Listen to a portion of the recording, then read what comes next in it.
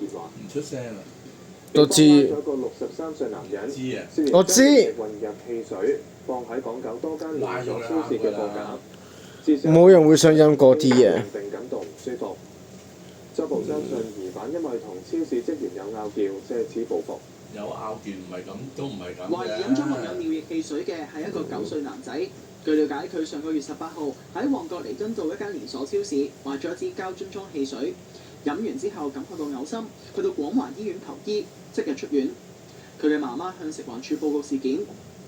而到咗上個月底，警方再接獲報案，話過去1年喺深水埗、旺角同埋灣仔區多間連鎖超市發現有膠樽裝嘅加係可口可樂同埋7喜汽水，懷疑俾人加咗尿液。警方西九龍總區重案組接手調查，翻查大量閉路電視片段，喺過去嘅星期六喺深水埗拘捕一個63歲、報稱無業嘅本地男子。喺佢嘅住所搜出涉案物品，包括犯案時所着嘅衫、鞋同埋背囊等等。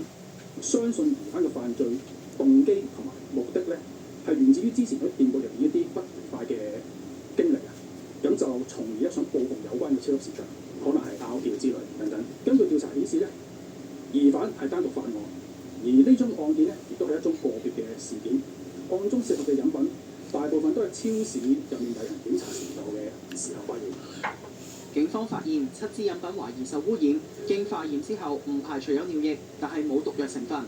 據了解，警方喺疑犯嘅屋企發現一樽尿液，相信疑犯係將飲品帶翻屋企，扭開樽蓋加料之後再放翻去貨架。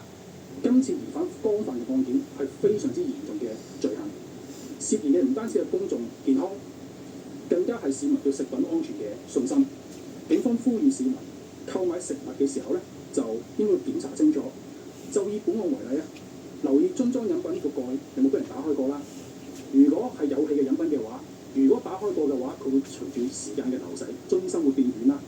又或者如果佢被加入其他物質嘅話，都應該會睇到佢嗰個人嘅容量係會有所不同嘅。消息話，警方唔排除事件已經歷時10個月，會落案起訴疑犯意圖損害而施用毒藥等罪。星期二喺九龍城裁判法院提堂。無線電視記者林俊軒報道。